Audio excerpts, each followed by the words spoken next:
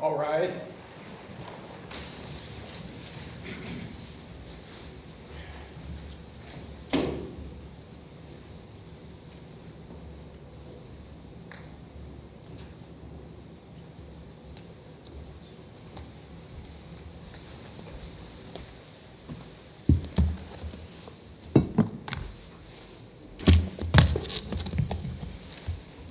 Oyez, oyez, oyez. The Honorable, the Supreme Court of Texas. All persons having business before the Honorable, the Supreme Court of Texas, are admonished to draw near and give their attention, for the court is now sitting. God save the state of Texas, this Honorable Court. Please be seated. Good morning. Welcome to the Supreme Court of Texas. The court will hear argument in 4 cases this morning. The first is 24-0052, Hancock versus RJR Vapor from Travis County in the 3rd Court of Appeals. The second is 24-0339, Webb Consolidated ISD against Marshall from Webb County and the 4th Court of Appeals. The third case is 24-0581, Shamrock Enterprises versus Top Notch Movers from Nueces County and the 13th Court of Appeals. And finally, 24-0516, Volk versus Copper Creek Distributors from Rockwall County and the 5th Court of Appeals. The court has allotted 20 minutes to each side in each of the cases, and we'll take a brief break in between the arguments, which can be viewed online and will be available on the court's website later today. We're ready for argument in case 24-0052, Hancock against RJR Vapor. May it please the court, Mr. Cole will present argument for the petitioner. Petitioner has reserved 5 minutes for rebuttal. Thank you, Mr. Chief Justice, and may it please the court. RJR Vapor's Velo products are made of tobacco, but if they are not, they are made of a tobacco substitute. That means the products were properly subject to the cigar and tobacco products tax. The comptroller's application of that tax was also constitutional. The phrase made of tobacco or a tobacco substitute is not unconstitutionally vague because it provides fair notice to regulated parties about what is regulated, and it does not invite arbitrary or discriminatory enforcement. Nor was the comptroller's application of the tax violative of the equal and uniform clause merely because the comptroller does not tax nicotine replacement therapies, products that their own witness described as comparing apples to oranges. But before we get too deep into the constitutional questions, I do want to start with the statutory argument. And the statutory argument, as you know, is focused on section 155.00115, which makes tobacco products that are made of articles or products that are made of tobacco or a tobacco substitute subject to the tax. And I'll take those in turn. And we think they're alternative arguments, just to get that out there. We think the Velo pouches here are made of tobacco because they're made of chemically processed tobacco leaf. So if that's true, why aren't nicotine replacement therapies also made of tobacco? So the nicotine replacement therapies we think are just completely different for the reason that... Well, they also have nicotine that's chemically processed and derived from tobacco, right? They indeed do, but the reason that the comptroller treats the nicotine replacement therapies, and we're talking here about like Nicorette gum, things like Patches, that. Yeah. Exactly, yes. We're talking about those, and the reason that those are different is because of the fact that they have different therapeutic uses, they're marketed by the FDA, the comptroller gets that... Where do you find any of that in the statute? So the comptroller gets that from applying the non-raciosus canon to the first 4 A through D of the statute. And so he looks at those and says, how does Nicorette gum stack up against those things? And the reason that it's different and treated differently is because the cigars, chewing tobacco, smoking tobacco, snuff, they have recreational uses. They don't have therapeutic uses. There's other provisions in the health and safety code and the tax code that expressly exempt these things. Exactly. So if the legislature is going to expressly exempt things in Chapter 151 from the sales tax because they're a drug that's prescribed and they've been approved by the FDA, although I understand that maybe the FDA has now given some sort of imprimatur to the products that we're talking about here. But setting that aside for a moment, if the legislature wants the FDA approval or prescription or something like that to play a role in whether something is taxed, it says so. And in the sales tax case, but it hasn't in this chapter. So the comptroller, again, does not take that inference from the fact that the legislature didn't do that in this particular statute, that it thinks that these products are somehow exempt from the or somehow taxable. Again, he looks at the statutes and how the legislature has dealt with these products and views them as distinct. The legislature thinks these products are distinct. And so going back to the statute, the statute... But the distinction that the comptroller is resting upon is not found in the statutory text. It's not spelled out in the statutory text, true, but we take that, the comptroller takes it from looking at the four, again, A through D, and applying the nostril canon to understand, okay, what did the legislature mean here? Were they meaning to tax Nicorette gum? No, the Nicorette gum is distinct from What if you're cigar. wrong about them being distinct? What happens? If we're wrong about them being distinct? Right. Well, if you think that the Nicorette gum should be taxable, it's interesting because this case isn't about whether Nicorette gum is taxable. It's about whether their products are taxable. So Right. it's somewhat But I of a think they have some distraction. constitutional challenges that the Court of Appeals did not reach. Sure. So if you're asking about the constitutional question is whether it's rational to treat these two products differently. And we think it certainly is. Again, for the reason is the therapeutic use. And that's not what the Court of Appeals decided the case on anyway, but. That's right. The Court of Appeals didn't address that issue. So if the question is, If we disagree that the statute draws a distinction between NRTs and the products at issue here, then how is it rational for the comptroller to do so? So if you think that the statute doesn't draw a distinction between the NRTs and how does that implicate the equal and uniform clause, it's interesting because the court's cases actually don't seem to address that particular question. It seems to all take for granted that there's a legislative classification. I think it does seem to be an antecedent question. Justice Busby, if there isn't a distinction between these things, then it's probably hard to say it's rational. But again, this case is not about Nicorette, and so I want to resist the argument here that we should be discussing about whether or not Nicorette. And you may be right about that, but if you are right about that, why aren't you also right that the statute is not about the products at issue here?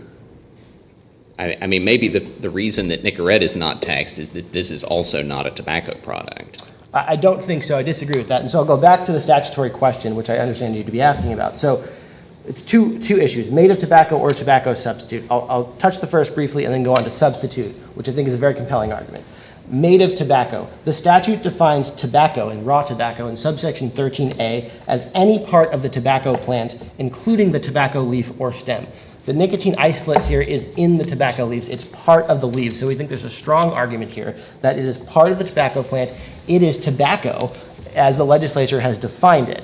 So if you're looking at A through D under Nocetur Associes, it isn't the common denominator. I mean, there's this sort of least common denominator discussion in the brief, which is fairly abstruse in the briefing. But isn't the common denominator of A through D like plant material? No, nobody's using these products because they contain plant material. They're contained. Well, you can't smoke it otherwise. You can chew it though, and for the snuff. But the reason people use these products is because they contain nicotine. So this really goes to the substitute argument. Let me go on that. Surely, if you disagree with us on the made of tobacco, we think this is certainly a tobacco substitute, the nicotine isolate. So on made of tobacco, can you distinguish between the gum and the pouches with respect to whether either one is made of tobacco? So we think, again, the distinction between the gum and the pouches is the fact that they have the therapeutic use. We think that they're unlike the cigars, they're unlike snuff, they're unlike cigars, they're unlike chewing and smoking tobacco because people aren't using the Nicorette. With respect to the pure statutory question of is Sure. it made of tobacco, Mm-hmm. I'm not quite hearing a distinction. Do you? Yeah, certainly it has nicotine in it, right? Sure. If we are talking about made of tobacco, it has nicotine in it. We think the statute doesn't fully answer the question then after what about the nicotine gum? Because we think the nocitor osseosus canon clears that up. That's how the comptroller reads the statute, is that the nicotine gum is just very different from cigars. People aren't using nicotine gum recreationally in the same way they're using cigars and chewing tobacco and smoking tobacco. On the substitute component, though, to go back to your question, Justice Busby, we think it is definitely a substitute for tobacco. If you think those two things are distinct, you think they're different, then we know that substitute is something used in the place of another. There's sort of broad agreement on that. And here It's we pretty know, clearly a tobacco substitute. I'm sorry, Your Honor? It's pretty clearly a tobacco substitute. I would agree with you. But the question is it made of a tobacco substitute?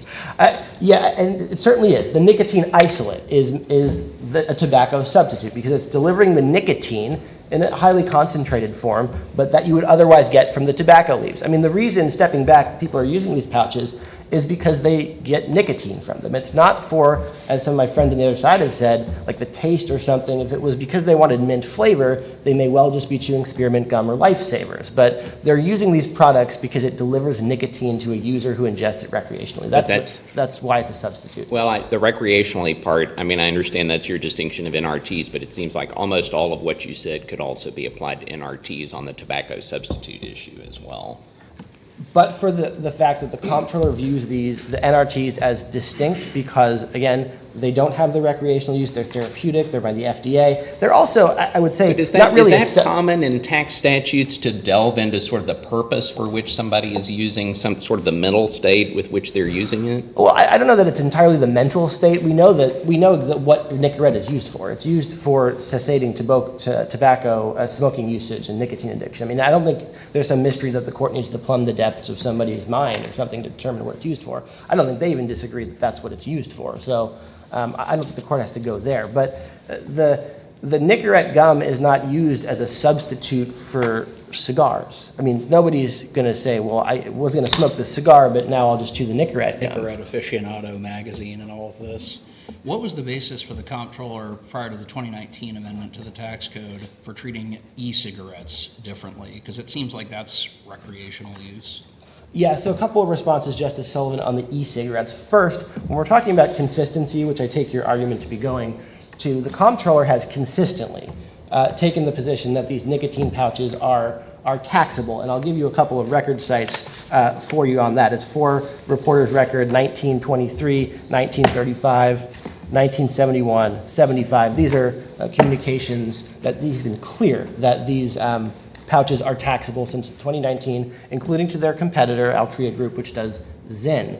The second point, though, Justice Sullivan, on your e-cigarettes component is that they're just very different. They have been treated differently by the legislature. They've been separately considered, so it's a different product. The third thing, if you're not convinced by either of those, is that was an FAQ document. It's no longer up on the website. The e-cigarettes are treated differently. It wasn't a private information letter or a general information letter, a private letter ruling or a general information letter. But the main point is that the comptroller has consistently treated these nicotine pouches the same way for not just them, their competitors too. The comptroller's reasoning for that prior to the 2019 amendment was that the liquid that's used in e-cigarettes is not made of tobacco or a tobacco substitute. Is that right? That was what it said. That's not the position that he holds. And you know, saying it was an FAQ document. Again, it wasn't a private letter ruling. It wasn't a general information letter. All I can tell you is that the comptroller has consistently treated these products as subject to the tax. And again, I want to resist the notion that we're talking here about other products, e-cigarettes or nicotine replacement. But what if the FDA were to conclude and just declare that fellow products, as the case may be, actually do help curb nicotine addiction? Then what? So if they were approved by the FDA, I think it would be a very different case. Yeah, I think it would be different. So what's your position on what the FDA has said that the respondent talks about in their brief? Yes, so I'm not sure these products, I'm not aware that these products have been approved for that use. I know there was a footnote in one of their briefs that said some type of product was. I'm not aware that this product is.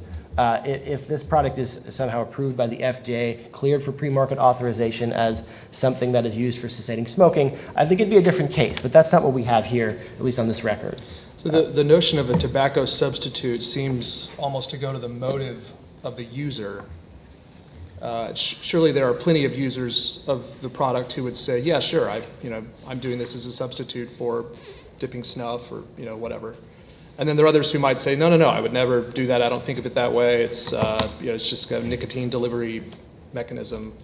What do we do? If different people some people think of it as a substitute, some people wouldn't. Is it a substitute? How do we know? So I think it's quite clear from the record that it's a substitute, and I'll give you a couple of cites for you from their own expert, Dr. Gardner. He says at 6:15 that someone might observe that they want to switch from the chewing tobacco to this product because they don't have to spit. That's CR 615. Their own ads say this. They say, here's for Reporters Record 2017. The Velo pouches are intended for, quote, legal age adult tobacco consumers who have made the decision to use tobacco or other tobacco-derived nicotine products and are looking for an alternative. Here's one more for you. These pouches provide nicotine without the hassles associated with smoking, dipping, or chewing. That's for Reporters Record 2030. There's no dispute in this case that people use them as substitutes, I think, in the record. I want to ask you about the constitutional question before you run out of time. Of course. None of our cases that I could find really talk about the vagueness doctrine in the tax context very much. And is that because of the pro-taxpayer presumption that if there's ambiguity, basically the taxpayer wins, so that vagueness wouldn't really necessarily play the same role in this kind of case as it might in other cases? It's possible. I would hesitate to speculate on why the court hasn't adopted it. We might need to clarify it, so it would be helpful to know your position Sure. on that. I don't know whether the court, I'm not saying the court should adopt this sort of make taxes more susceptible to vagueness challenges. What I'd say here is rather less susceptible to vagueness challenges because of the pro-taxpayer presumption. That if it's vague, the taxpayer wins, basically. And so we think, though, going to the vagueness question, this is not vague, and this sort of is, as I understand it, their argument is not necessarily that they can't understand the words, but that it invites arbitrary enforcement, the sort of second prong of the vagueness. Yeah, and that might be a different way of thinking about vagueness, that wouldn't be covered by the pro-taxpayer presumption. Sure, yeah, which is how I see it, Justice Busby. Okay, and then is the Court of Appeals wrong to have said the constitutional questions are moot? It doesn't seem like, if you've got two alternative arguments where you win, one is statutory and one is constitutional, and you win on the statutory argument, it doesn't seem like the constitutional question is moot in a jurisdictional sense, right? I mean, you wouldn't reach it because of the constitutional avoidance doctrine, but it's not moot, is it? I think that's probably right. Yeah, you wouldn't reach it because you don't need to reach it because you've resolved it on the statutory ground. But if you lost on the statutory ground, you've still got the, if that were to be reversed, you would still have the constitutional. That's right, and I think the court could, and I see I'm out of time, but I'll finish this one with you real briefly. I think the court could reach the constitutional argument if you agree with us on the statute. But obviously, if you disagree with us on the statute, the court needn't to get, like the Court of Appeals found, to the constitutional arguments. I see I'm out of time. If Mr. Vergonis and Mr. Hawkins go back to the lab and they figure out how to extract nicotine isolate from eggplants and they sell that, would the comptroller's position be that that is a product made of tobacco or a tobacco substitute? Well, it probably wouldn't be made of tobacco because it's not from the tobacco plant. Whether it would be a tobacco substitute, I don't think they actually have done it with respect to tomatoes and eggplants, but there is a case that I believe Mr. Hawkins' client is litigating against us right now involving lab-grown synthetic nicotine. The comptroller has taken the position in that case it is a tobacco substitute. It contains nicotine. Any further questions? Just one real quick. Would you address briefly the use of the way the industry uses the term tobacco substitute? I'd be happy to, Justice Young, and my answer is very simple. We don't think the court should go to this technical industry, meaning the court interprets statutes using ordinary words. The statute they point to here, 311.011, says, A is that statutes should be read in context and construed according to the rules of grammar and common usage. B says words and phrases that have acquired a technical or particular meaning, whether by legislative definition or otherwise, shall be construed accordingly. There's no legislative definition here that gives it some technical meaning, and statutes are made not for private industries but for public consumption. And so there's no ground we would submit for the court to import a technical meaning or a specialized meaning to the word tobacco substitute. It should instead interpret it according to its ordinary meaning, which, as we've argued today in the briefs, means that it would contain nicotine. Any further questions? Thank you, counsel. We'll hear from the respondent. May it please the court, Mr. Vergonis will present argument for respondent. Mr. Hawkins will present argument for the amicus. Mr. Vergonis will open with the first 15 minutes. Mr. Chief Justice, and may it please the court. Velo products are neither made of tobacco nor made of a tobacco substitute because they are not composed of tobacco or of any other plant matter that can be used as a substitute ingredient in the manufacture of traditional tobacco products. All interpretive... So the comptroller says, where is your position on the continuum of the tobacco leaf to nicotine isolate? So in other words, if processing removes one thing from the tobacco leaf, is it still tobacco? I think your position is that it is. But at what point does the removal of other properties of the leaf make the end product not tobacco? Right. So you're right that it's potentially a continuum. Nicotine isolate, as the record evidence demonstrates, is a chemical that is extracted from the tobacco through a multi-step process. And we don't generally speak of extracts of a product or extracts of a thing as the thing itself. But to prepare a cigarette, I'm assuming the tobacco leaf goes through a multi-step process. Well, the tobacco leaf to prepare a cigarette is rolled in a cigarette, and sometimes for other tobacco products it's chopped or pulverized, but it's still recognizable as tobacco leaf. So you could chop wood, and that will still be wood. Changed in any form or fashion. It's not fundamentally changed in any form or fashion. Fundamentally, it's not different. It's different than chemically. I'm sorry, what was it? It's not chemically changed in any form or fashion? In some products, it ferments, so that is a chemical change. So we don't say that any chemical change is ruled out. But it's a fundamental transformation here where we're extracting part of the product. So maple or tree sap extracted from a tree is not a tree. Vitamin C extracted from an orange is not an orange.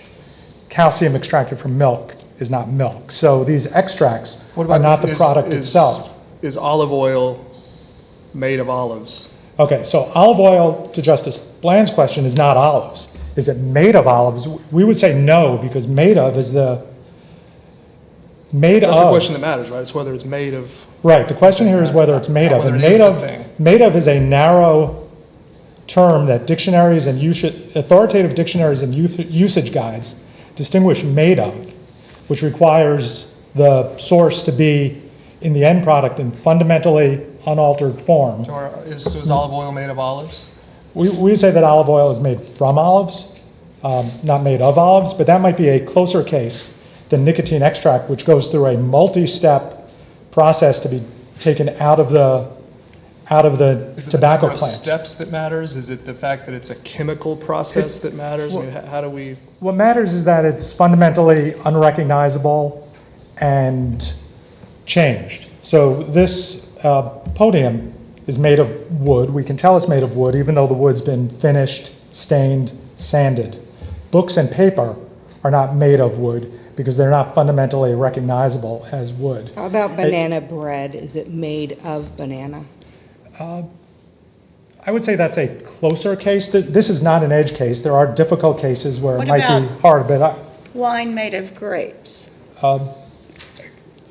Again, a closer case, we would probably say wine is made from grapes, but not made of grapes, because you can't physically recognize the grapes in the wine. But that's a much closer case than this one. You might say that on the podium in the books, you might say that the podium is certainly made of wood. You might also say it's made of a tree. And then you might look at a book and say, that's made of a tree. Well, again, there are just in a little bit different sense, but that's not a false statement, it doesn't seem to me. Well, we cite authoritative grammar and usage guides and dictionaries that distinguish between made of, where the source material is an unaltered, fundamentally recognizable state, and made from, where processes have been applied to make it not recognizable. And in this case, nicotine isolate is not recognizable as coming from a tobacco leaf. We can't tell whether the nicotine isolate has been made in a lab, whether it's been extracted from eggplants, or whether it's been extracted from the tobacco leaf. Yeah, I'm not sure that the fact, which you may be right about, that made from as a grammatical matter is technically more correct. I don't know that answers the question. The question is is it true to say that it's made of the thing? It just is a matter of common, ordinary English. And you look at this nicotine, you say, someone asks, what's that made of? Yeah, And the answer is, well, the tobacco from which it came. Again, That sounds basically right to me, and injecting this distinction between made of and made from, I don't know is answering the question. well, other products that are made of, that use extracts to make the end product are not ordinarily talked about as being made of the product. Calcium powder with calcium extracted from milk, we would say is not made of milk. Vitamin C lozenges with vitamin C derived from an orange is not made of oranges. And in the same way, What this are is they not made of? They're made of vitamin C and other chemicals that are Vitamin put C is together. made of vitamin C. I'm sorry? Vitamin C is made of vitamin C. Well, a vitamin C lozenge that you suck on for a cold, in the same way the Velo lozenges, in this case, there are two Velo products, the pouch and the lozenges, are made potentially of nicotine, but not of tobacco. And again, we would revert back to the dictionaries and usage guides, and they cite no other contrary sources, and we presume the legislature legislates according to the rules of grammar and usage. And other statutes, like Texas's regulation of hemp, defines hemp as the plant and all extracts and derivatives of the plant. The federal tobacco control statute defines tobacco products as those made from or derived from tobacco. Again, broad definitions that were not used here that encompass derivatives and extracts. So it sounds like you would say that on the question of what is this nicotine made of, the answer is nothing? There's nothing that you can say it's made of? The nicotine? The nicotine isolate. The nicotine isolate is made of nicotine. So it's just its own thing, it's not made of anything? It's a chemical, I mean, we would say it's its own thing. It's extracted from the tobacco plant. It's made of nicotine extracted from the tobacco plant. And then the products are... On the pouches, on page 33 of your brief, you say, more generally, nicotine isolate contains no plant material, and it cannot be smoked, chewed, or used as snuff, thus it is not a tobacco substitute. I thought that's exactly what the pouches were used at, is basically a dip substitute. So the pouches are used similar to dip. I think it's important here that the definition is ingredient focused. So the product has to be made of a tobacco substitute. The question is not whether the Velo pouches are in some sense a substitute for traditional tobacco products, but whether they're made with an ingredient that is a substitute for What should we make of the fact that the tobacco. definition in subsection 15 doesn't say made of raw tobacco or a tobacco substitute? I don't think we make anything of that because both raw tobacco is defined by reference to the tobacco plant. It's any part of the tobacco plant that is not a tobacco product. So there's no dispute that these products go through some processing, as I was discussing with Justice Bland. They're crushed, they're pulverized, they're rolled. So if they're not a tobacco product, they're raw tobacco. And if they are a tobacco product, they're a tobacco product. But both raw tobacco and tobacco product refer to the tobacco plant. So the raw tobacco definition actually supports us because it's plant directed. So do you think the legislature, by adding an exception for e-cigarettes, is indicating that it doesn't think that e-cigarettes are either made of tobacco or a tobacco substitute? So there's an interesting history behind this. The 2019 I understand amendment, the history, but just Yeah. looking at the text, shouldn't we infer from the text that the legislature doesn't think an e-cigarette is either made of tobacco or a tobacco substitute? For several reasons, Your Honor. First, there could theoretically be an e-cigarette that contains tobacco leaves, so the definition is broad enough to apply. It's not superfluous. Second, when they enacted that in 2019, they made clear in the bill analysis that it was a clarifying amendment. So it was essentially adopting the controller's prior interpretation of the clause. And you can contrast that to the 2015 amendments that the legislature made to the Health and Safety Code, which at the time regulated cigarettes and tobacco products by reference to their tax code definitions, which did not yet contain the e-cigarette exclusion. So if the controller's current interpretation is correct, then in 2015, the Health and Safety Code, which bans the sale to minors and so forth, would have applied to e-cigarettes under this definition.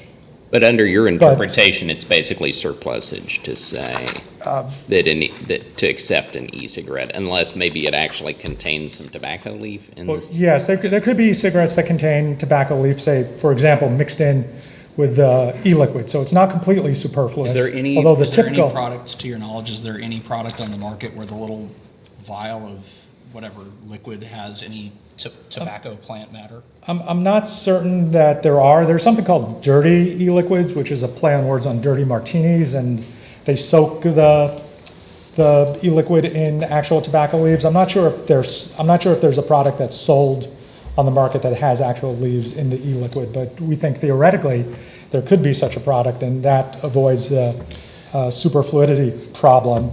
And again, that was a clarifying amendment that adopted the controller's prior view. What would be the ingredient in the pouches that serves the function of sort of providing the substance or the roughage, or like what the leaves themselves in a tobacco pouch would provide?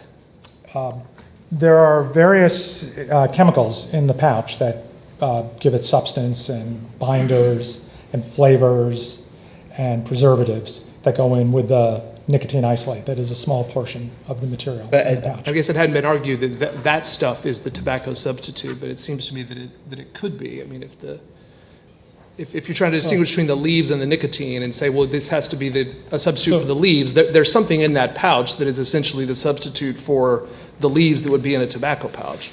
Yeah, so our view of tobacco substitute is that there's a technical meaning here that does make sense to apply, because this statute is directed at industry. The distributors pay the tax, not the general public, not the consumers. And the record evidence establishes that there are technical meanings at the time that this language was first enacted, that the industry understood.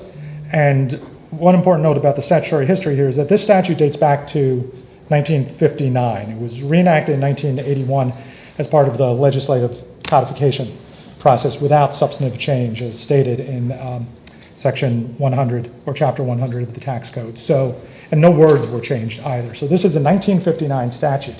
And the idea that this is regulating nicotine products is completely anachronistic and ahistorical. In the 1950s, as the expert testimony demonstrates, tobacco substitute had two clear meanings. It was the leaves of other plants that were used to make traditional tobacco products like cigarettes and cigars and chewing tobacco. And our expert, Mr. Triplett, who is in the clerk's record at 358, relies on two texts in his own experience, a textbook named Tobacco Substitutes and a dictionary of tobacco terms. And both of those sources they explain that tobacco substitutes are plants used in place of tobacco, and they identify commercially marketed tobacco products going back 100 years, including a cigarette made with the leaves of the Java pepper plant, marketed in the 1920s, sailor's tobacco, used by folks where tobacco was not readily available throughout the 20th century and before. They identify a patent from 1839 that speaks to the use of... That raised the interesting question of what do you do with statutory text when technology changes in a way that, affects the way we normally think about the words in the statute. Yeah, I mean, certainly words can apply. They couldn't make synthetic tobacco pouches in the days that you're talking about. Right. They had to use plants, so that's what they were using. Yeah, but now they can make synthetic tobacco substitutes, so what do we do with that? Well, I think we look at the meaning they had in mind at the time. Second, nicotine isolate can't take the place of tobacco as an ingredient in traditional tobacco products because it can't be lit on fire and smoked. It can't be chewed. It doesn't have all the utility of tobacco. But why isn't it used in the same way as a pinch between your cheek and gum? You put it in between your lip and then you get nicotine. It may be usable in a very narrow sense to make one product that is in some respects similar, but it can't be used as a substitute across the board for tobacco. So it's not what the legislature had in mind at the time. You're not arguing that Copenhagen long cut isn't taxable, right? Correct. And so if you use a Velo pouch in exactly the same way, except you're not spitting inside of an empty Diet Coke can, how is it not being used in the same way? Well, again, that goes to my point that the product, the question is not whether the product is in some sense a substitute for another product. but whether the ingredient is a substitute for tobacco. And this ingredient can't substitute for tobacco because it doesn't have all of the functionality of tobacco in the making of tobacco products. Unlike the leaves that the legislature was aware of, presumed to be aware of in the 1950s. What when they functionality enacted does this. it lack? I understand that you can't smoke it. There's no Zen aficionado magazine either.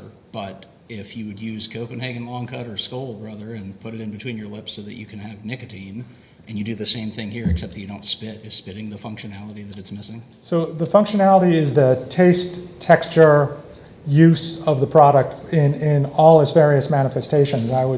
I see my time is up. If I could provide an analogy.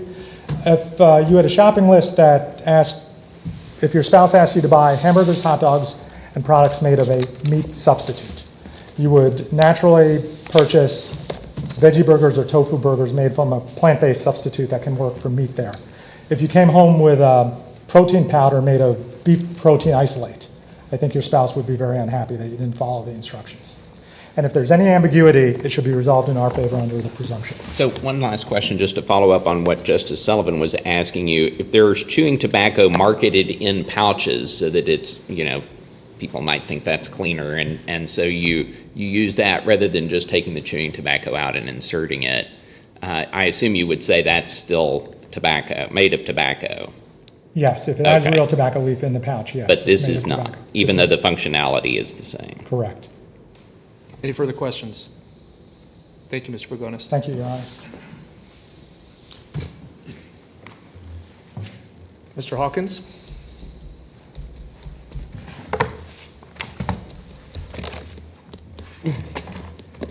Thank you, Mr. Chief Justice, and may it please the court. Texas's thriving business climate depends on the fair and predictable application of laws, especially the Texas tax code. We're asking this court to adopt a simple, bright-line rule that honors statutory text, allows businesses to order their affairs predictably, and forecloses the comptroller's ad hoc and inconsistent approach to an ever-changing product landscape. Under the best, and indeed only permissible reading of the statute, a product that contains no tobacco leaf and no traditional tobacco substitute is not a tobacco product. It's You easy seem to be arguing that it cannot be a tobacco substitute because it is derived from the tobacco plant. But on the other hand, you argue it's not tobacco because it's not made of tobacco.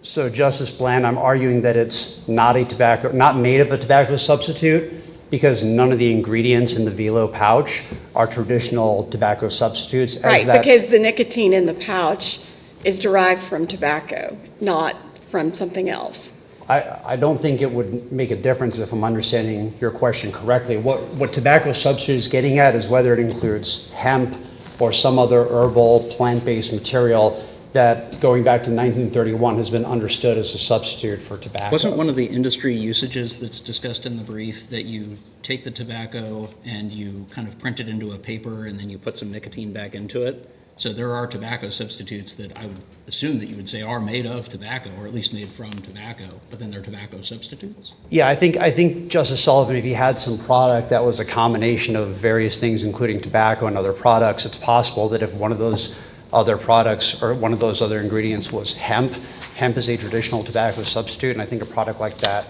would be taxable under either prong of Chapter 155, Subpart 15E's definition of tobacco products. Could I ask the same question of you that I asked of your co-counsel because of your knowledge of the industry? Are there any e-cigarette liquids that contain any of the tobacco plant matter, the delicious juice or whatever? So I don't know what the answer to that is. I don't know of any specific product. I think Mr. Vergonis pointed to an example of a product that's called like the dirty vape product. That may pass that threshold that Your Honor is asking about. But I think, Justice Sullivan, your question is getting at an important point. I think the Chief Justice alluded to this earlier. This is an ever-changing product landscape. I think that's a strong argument in favor of our position. It underscores the need for clear and bright-line rules that avoid the sort of ad hoc decision-making that we're hearing the comptroller endorse this morning. It's easy to apply our rule to a product like Velo, which everyone agrees doesn't contain any tobacco leaf and does not contain any traditional tobacco substitute. I think it's worth underscoring here how the comptroller's rule leads to these gerrymandered applications. As we've seen in McLean's parallel litigation, the comptroller has admitted that it has not used established criteria to determine which products are subject to the tobacco products tax.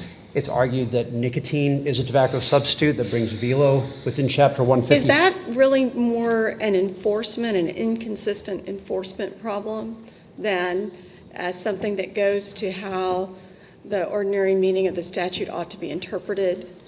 I don't think I heard my friend Mr. Cole say that, Justice Bland. I think he was saying that products like the Nicorette gum are simply not covered by the statute, even though I think I heard him admit that they are indeed made from, they include nicotine that was derived from the tobacco plant. I just don't see how you can take that position. And so now, it'd be one thing, Justice Bland, if they were saying, oh, it's just enforcement discretion. Bracketing, I don't know if they actually have that enforcement discretion under the law, but I think at minimum that's an inconsistent reading of the statute. If we are of the opinion that the thing itself, the pouch, is a tobacco substitute, and so the only question is whether it's made of a tobacco substitute.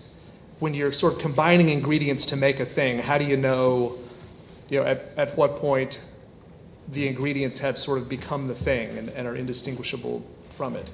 So under our bright line rule, we're looking at, for tobacco substitutes, we're looking at ingredients and whether they fit into this long historical tradition. Let's say that we're not buying that, and we're just looking at the common ordinary meaning of this text, as of the last time it was reenacted, perhaps. But what do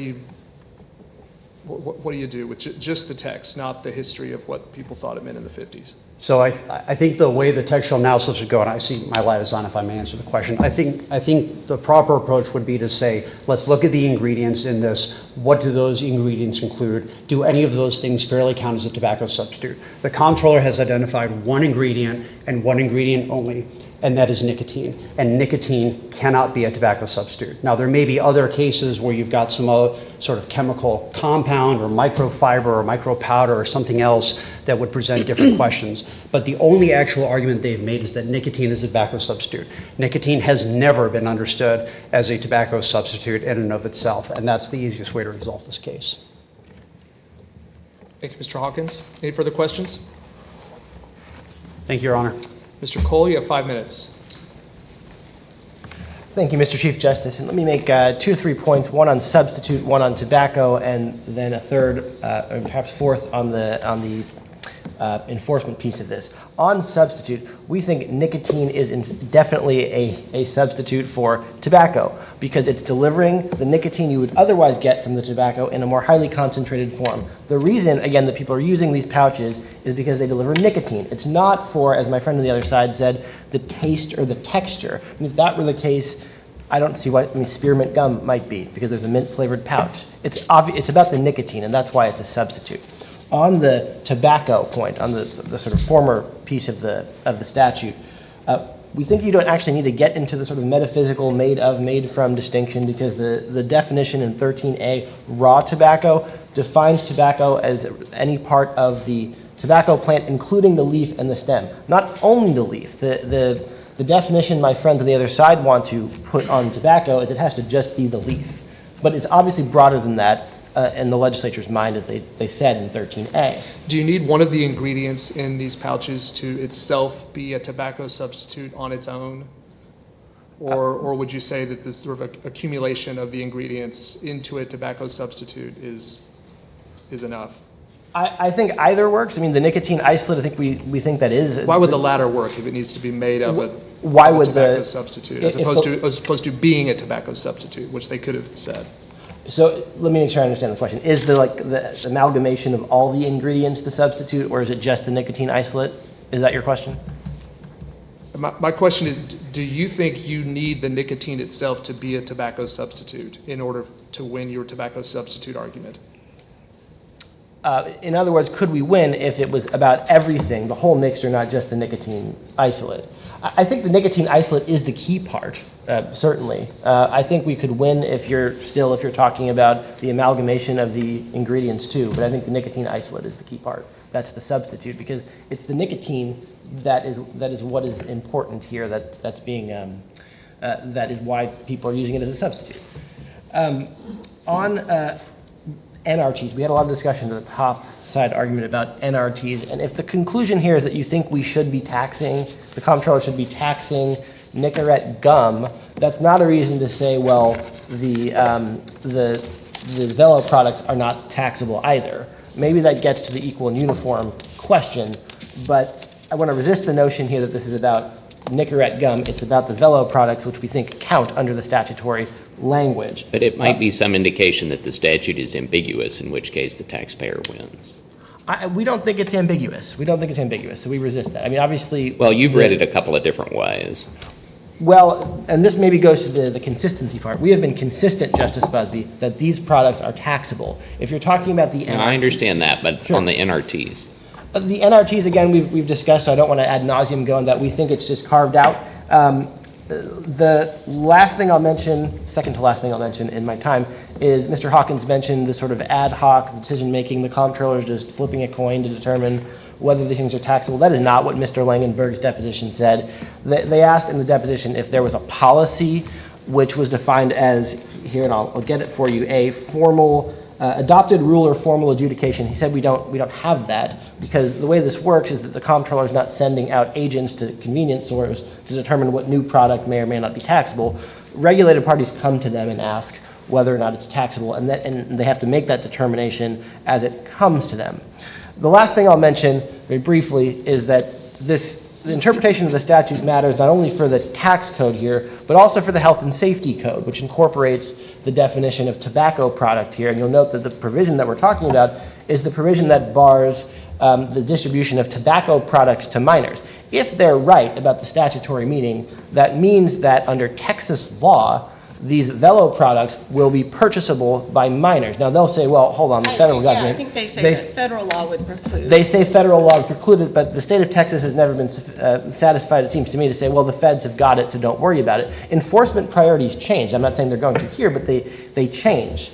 And so I don't think it would be... the fact that federal law says something about it doesn't mean the court shouldn't try and cohere what Texas law says. It would be odd to say that because the feds have made this determination, the state can't make the determination that, for example, these products shouldn't be purchasable by minors in vending machines or over the counter. Does the 2019 amendment to the definition of subsection 15 mean that kids can buy e-cigarettes, or did that statute also carve out the children? The children are also carved out, yeah. Somebody think the children got it. So I see my time's up. If there's no further questions, read. Any further questions? Thank you, Mr. Cole. Thank you to all counsel. The case is submitted, and the court will take a brief recess. All rise.